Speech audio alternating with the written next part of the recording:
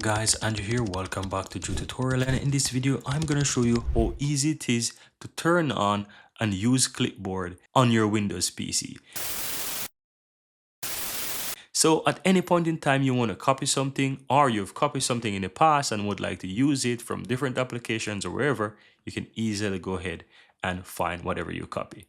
So how do you do it? As you can see, I'm in a notepad here, guys, and I've put three little text here, and I could copy the word copy, and I could copy the word text, and I can copy the word hello, whatever, one by one, or whichever order I want to do it.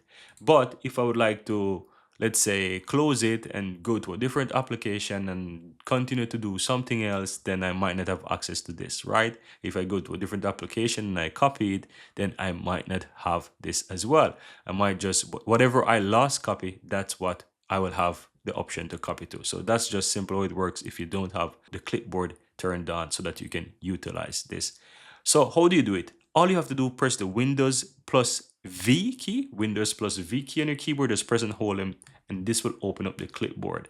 So as I said, if you've never used it before, you will not be able to record anything. So as you can see here on my screen, it is now asking me to turn this on. So if I click turn on, then you will see that it will record only the last option that I had. So that's how you can easily turn it on. So if I would like to copy the word copy, as you can see, if I go back to clipboard, if I press Windows plus V, you can see once I open up the clipboard again, yeah, you can see that I now have it enabled, right? So that's how you do it.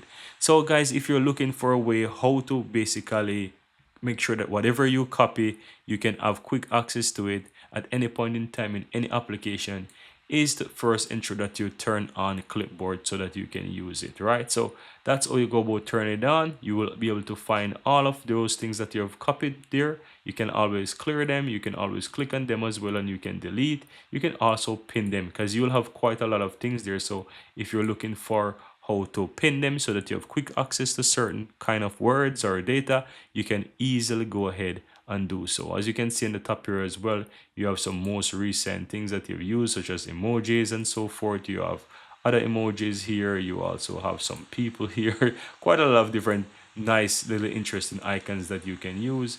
And you also have all of those, let's say, text that you have used there. Here you have it, guys. I really hope you found value within this video, and if you do, don't forget to take a moment to give this video a like and hit that subscribe button so that you'll never miss out when I release future videos just like this one. Thank you guys for watching, and see you next time.